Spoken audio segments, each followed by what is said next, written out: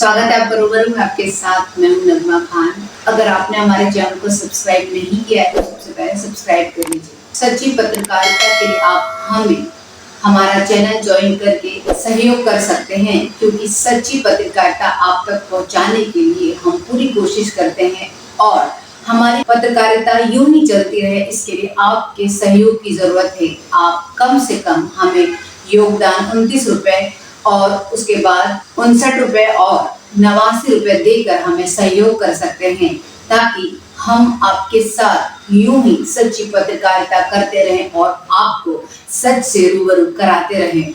अगर कोई अधिकारी या फिर कोई पुलिसकर्मी आपसे कहता है कि हम आपका काम जब भी करेंगे जब आप हमें मिठाई का डब्बा दोगे, यानी कि रिश्वत दोगे, तब हम आपका काम करेंगे। अगर आपको के साथ भी ऐसा कुछ होता है तो आप बिना संकोच किए, बिना डर किए सीधे एंटी करप्शन ब्यूरो में जाकर अपनी शिकायत दर्ज करवा सकते हैं उस पुलिस वाले के खिलाफ और उस अधिकारी के खिलाफ। विषय पर हम आज बात करेंगे आपसे, लेकिन उससे पहले हम कुछ अच्छी खबरें आपको देते हैं। क्या आपने कभी सुना है कि किसी पुलिस वाले के लिए लोग आज के ऐसे भ्रष्टाचार के माहौल में रो रहे हों? जी बिल्कुल, आप सही सुन रहे हैं। कल हमने आपको एक खबर दिखाई थी जिसमें बताया था कि मीरा भाईंदर बसे विरार में पूरे के पूरे मिलाकर 13 जो पीआई थे, पुलिस निरीक्षक थे, उनका तबादला हुआ है।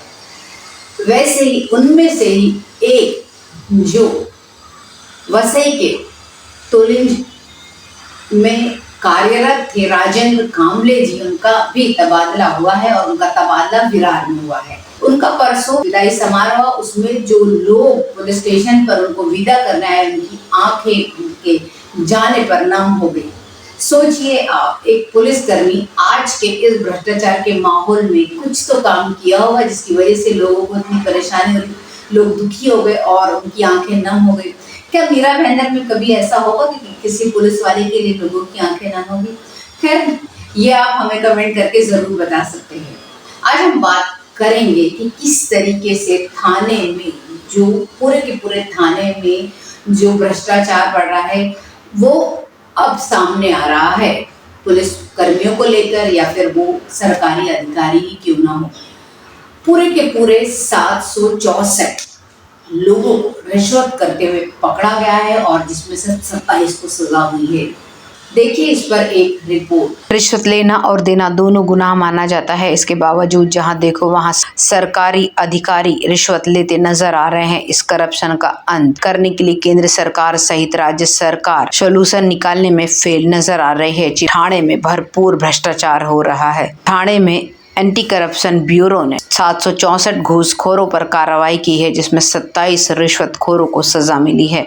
बता दें कि आजकल ज्यादातर सरकारी काम करवाने के लिए सरकारी अधिकारियों को रिश्वत देना पड़ता है, चाहे वह पुलिस से जुड़ा मामला हो या फिर कोई अन्य क्यों ना हो। कोई सरकारी कर्मचारी या लोक सेवक पुलिस या सरकारी कार्यालय में रिश्वत की मांग करता है तो ठाणे के भ्रष्टाचार निरोधक विभाग में शिकायत दर्ज करवा सकते हैं। शिकायत के लिए टोल फ्री नंबर 1064 और व्हाट्सएप नंबर 9030997700 पर भी शिकायत की जा सकती है। साथ ही रिश्वत लेना और देना यह कानूनी रूप से गलत है। इसके बावजूद सरकारी अधिकारी रिश्वत लेकर कानून की धज्जियां तोड़ाते हैं, साथ में आम नागरिकों को भी परेशान करते हैं। एंटी करप्शन ब्यूरो द्वारा ऐसे ही रिश्वतखोरों पर कार्रवाई की जा रही है।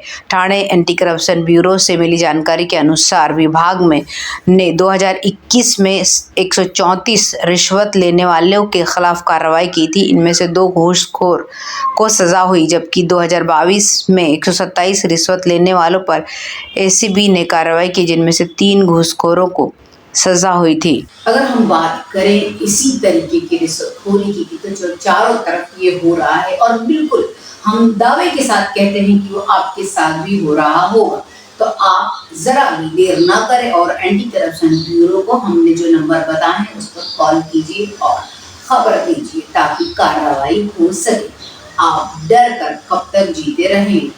ये निकाल नहीं है, ये सोल्यूशन नहीं है किसी चीजों का। क्योंकि 1 से बढ़ते हैं 11 और 11 से 111। इस तरीके से अगर आप कोई भी जो भी सामने आता है, क्योंकि आज का माहौल ऐसा कर दिया है पुलिस का या अधिकारी का कि जो आवाज उठाते हैं उसी को दबाने की कोशिश की जाती है, लेकिन लोग डर रहे हैं, जिसकी वजह से ऐसी वारदातें और दिन ब दिन बढ़ती जा रही हैं। इसे रोकने के लिए आपको आगे आना होगा और डट कर ही मुकाबला करना होगा। आप अपना ख्याल रखिए। शुक्रिया।